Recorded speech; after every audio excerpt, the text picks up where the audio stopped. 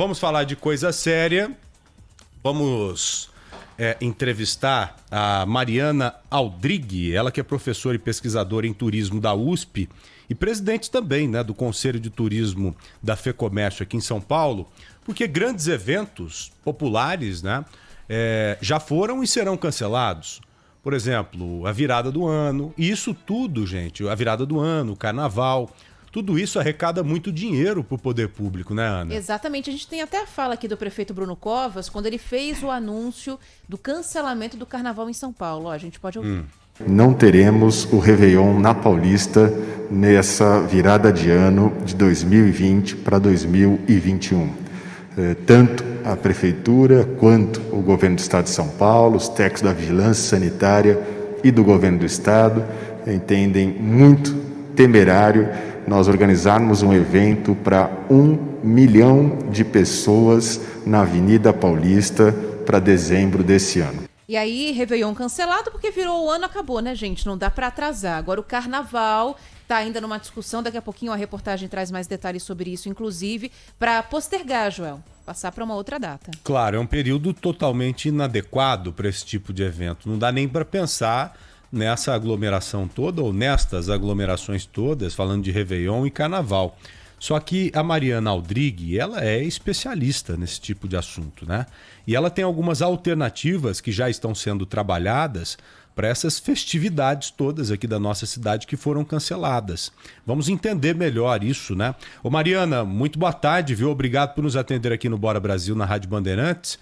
Vamos tentar entender como é que fica essa história, ou quais seriam as alternativas para esses cancelamentos. Pois não, seja muito bem-vinda, viu?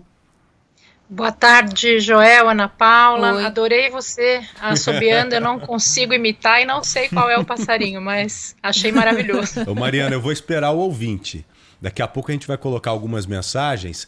Talvez algum ouvinte descubra, né? Abraçando aqui o Maurício, do nosso RH, Recursos Humanos. Maurício que dirige muito bem os recursos humanos aqui do Grupo Bandeirantes de Comunicação, entrando no nosso estúdio agora. Seja bem-vindo, viu, Maurício?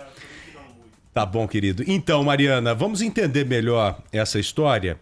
Qual seria a alternativa melhor ou as alternativas para a gente fazer algumas festas populares como esta ou não fazer e buscar uma outra forma de diversão?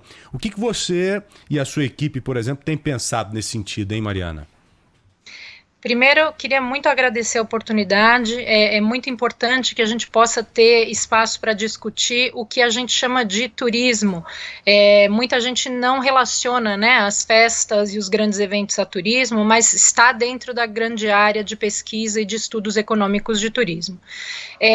O que acontece é que o prefeito tem razão, como qualquer outra autoridade tem razão, quando diz que evitar aglomeração é fundamental.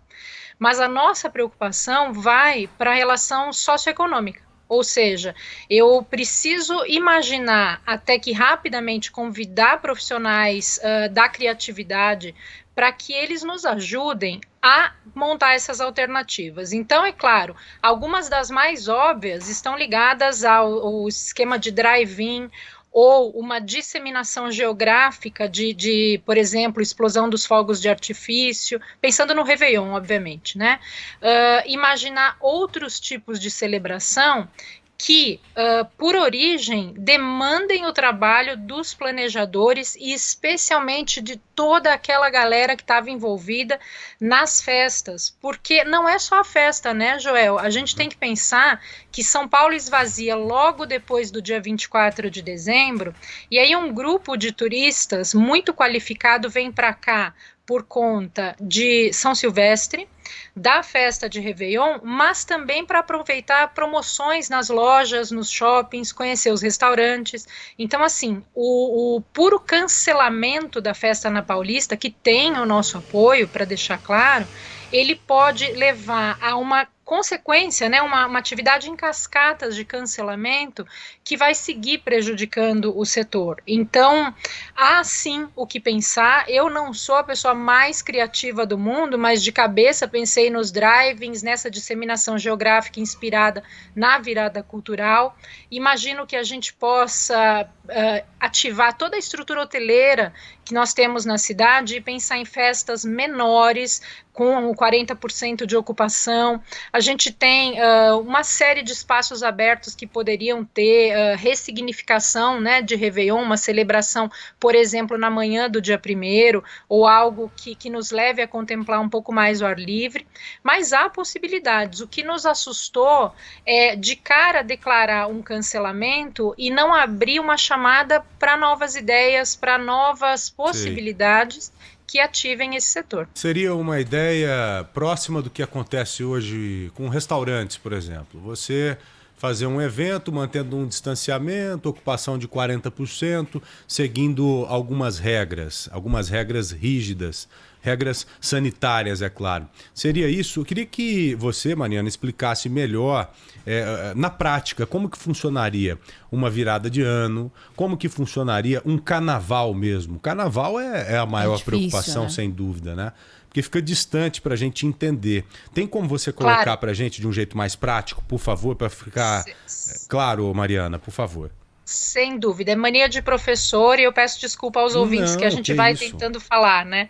Mas é assim, primeira coisa, quando os hotéis foram convidados a pensar novos protocolos, a gente tem que entender que já havia uma sequência de protocolos de limpeza. Eu gosto de lembrar as pessoas que, por exemplo, quando você entrava no banheiro de um shopping, na parte de trás da porta sempre tinha uma planilha onde indicava que horas alguém passou para limpar. Sim. Então, protocolos de limpeza é algo padronizado nesses espaços públicos. O que aconteceu agora, com o suporte de diversas entidades, pesquisadores e os agentes públicos, foi o ajuste ao uso dos novos materiais, né, os desinfetantes, inclusão do álcool gel, enfim.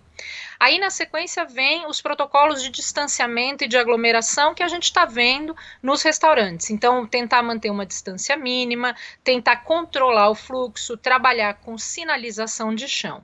Então, se a gente vai para o carnaval, né, a solução que estão considerando, que é o adiamento da festa, já nos dá mais alívio, porque aí a gente não vai ter que pensar. Imagine você num bloco de carnaval. O que mais me ocorre, aí é uma piada, mas vocês lembram quando a gente via desfile de escola de samba, que as pessoas iam fantasiadas de mar, então cada um punha a cabecinha num tecido e guardava essa distância, então você tinha um a cada 1,5 m, 2. Então provavelmente a gente só pode pensar em algum tipo de aglomeração se houver esse mecanismo, que não vai acontecer, até porque o que as pessoas esperam do fim da pandemia é fazer um carnaval em comemoração, então isso vai independer do calendário. E uma vantagem é a gente ter essa mobilidade de calendário vai até nos dar uma ideia melhor do potencial econômico da festa. Então eu confesso para você que o carnaval em si ele não me preocupa tanto, porque o brasileiro vai fazer essa festa em qualquer momento que ele se sinta seguro. E talvez a gente tenha, ou com o sucesso da vacina, ou com o arrefecimento do vírus, enfim, qualquer motivo de comemoração, você tenha certeza, Joel, Ana Paula e todo mundo que está nos ouvindo, que a gente vai para a rua celebrar. Né? Não há como ter dúvida. Agora, onde reside a nossa lógica de preocupação criativa?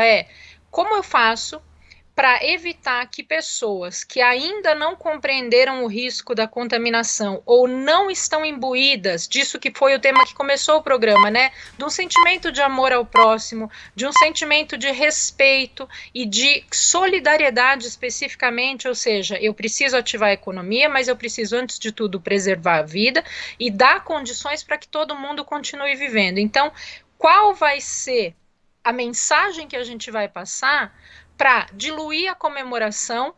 Claro, ninguém está sugerindo que o carnaval seja online, cada um se fantasia em casa e fica pulando pelo mecanismo aqui de conexão, né, pelo computador, pelo celular, mas que a gente possa ter os espaços de sugestão da atividade. Como eu disse antes, eu não tenho esta imensa criatividade, mas eu sou uma pessoa que conhece diversas fontes de ideia. Então, assim, a produção cultural do pessoal que mora nas comunidades mais carentes, que organizava aqueles bailes, como é que eles têm feito hoje? E que ideias que eles nos dão? A gente sabe que 2 favelas aqui em São Paulo foram muito bem sucedidas no controle da pandemia e na definição de espaços para isso. Então, a gente já tem ali cérebros que vão ser necessários para nós. A gente tem muita gente que trabalhou com logística e distribuição de alimentos que vão nos ajudar. O pessoal que montou os hospitais de campanha e que sabe dessa lógica de proteção e segurança também vai nos ajudar. Então, eu peço até desculpas para vocês de não ser aquela mais pragmática que fala, olha, o carnaval vai ter que ser assim, porque não serei eu, mas me preocupa muito em não passar a notícia de cancelou, não tem mais, porque isso gera uma animosidade e desperta esse lado de não, eu vou de qualquer jeito, a gente vai fazer e azar de quem se contaminar ou morra quem morrer. Não, melhor fazer organizado do que fazer de qualquer jeito, né? Exato, exato. E quem sabe diluído, né? Uma solução até para o Estado. Imagina se a gente conseguisse pensar festas diferentes em cidades diferentes, momentos diferentes que eu possa diminuir e não chegar a uma aglomeração de 1 milhão de pessoas, mas menos pessoas em todas as cidades. Mariana, você falou sobre o carnaval online, né? Teve festa de São João online, uma coisa bem desanimadora, na verdade, mas foi a solução que algumas pessoas encontraram para que a data não passasse em branco. Você crê num esgotamento desse formato? Acha que ele tem futuro, que há maneiras de se pensar em outros tipos de festa, de contribuições culturais dessa maneira? Ao contrário, você deve lembrar, Ana, a gente não viveu isso, mas a gente leu, né, que disseram que quando viesse a televisão o rádio estaria eliminado, e hoje o rádio é nossa companhia. Teve gente que agora está chamando de podcast para não dizer que é rádio, mas todo mundo sabe que é a tecnologia do rádio. Então, assim, quanto mais a gente consegue mostrar, seduzir a pessoa pelo vídeo, mais eu gero a vontade da pessoa viver a experiência de verdade. Então, o cinema faz isso com o teatro, com as performances ao vivo. Muito do que a gente viu em lives, né? Muita coisa que a gente acabou descobrindo, artistas novos, atores fazendo monólogos incríveis. Isso vai nos dar, pelo menos numa média interessante da população, esse interesse em ver ao vivo. O nome que se fala disso agora é evento híbrido, ou seja, é possível que não só o carnaval, mas as festas de São João, a partir do fim da pandemia, tenham um público presencial e uma transmissão online, como a gente viu, por exemplo, com a Copa do Mundo, com as Olimpíadas, que desde que passaram a ser usadas pelo streaming, conseguiram um público jamais imaginado. E aí a gente pode falar também em dinheiro, porque o valor de patrocínio que isso representa... É um plus, né? É um plus. Exato. Como nos shows musicais, os sertanejos mesmo. Quando passar tudo isso, certamente, Mariana, os cantores continuarão com as lives também, né? Talvez simultaneamente, presencial e pela internet, né? É isso que você está querendo dizer. Eu torço para que sim, porque eu não tenho condições, muitas vezes, de ir em shows ou em lugares em que eu gostaria de estar, e tenho me divertido demais e aprendido muito, né? Coisas que a gente não fazia ideia que existiam, especialmente em relação ao São João, que a Ana citou. Nossa, foi lindo ver... narrativas, as roupas, um pouco da receita culinária. Então, sempre a gente tem esse hábito de encontrar um lado positivo, né, Joel? E eu imagino que nós, antes de lidarmos só com um aspecto negativo, voltando no começo da nossa conversa, que foi cancelado o Réveillon por motivos de saúde, assim, bom, teremos que cancelar o Réveillon, mas precisamos de ideias para substituir ainda que temporariamente. E aí você né, cria essa chamada positiva que eu sei que a gente vai conseguir e vai se surpreender.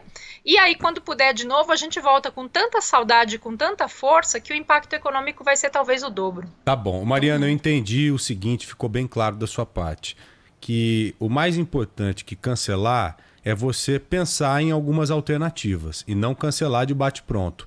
Então, acredito que daqui para frente, você e a sua equipe seguirão formatando algumas ideias, né? E é claro que a nossa produtora especial, a Giovana de Boer, estará em contato com você, Mariana. E assim que tiver uma novidade, algo pronto, eu queria compartilhar aqui no Bora Brasil, na Rádio Bandeirantes. Pode ser? Uma promessa, Joel. Vocês sabem que a Giovana é uma pessoa muito querida e tudo que a gente produz, a gente manda em primeira mão para ela e ela sabe disso. Eu agradeço Fechado, demais ótimo. a gentileza de vocês. Obrigado, viu, Mariana? Muito boa tarde a você, a Mariana Aldrigue, que nos atendeu aqui, ela que é pesquisadora em turismo da USP, presidente também do Conselho de Turismo da FEComércio em São Paulo. Boa tarde para você, tá, Mariana? Até breve. Tchau, gente. Obrigada. Tchau.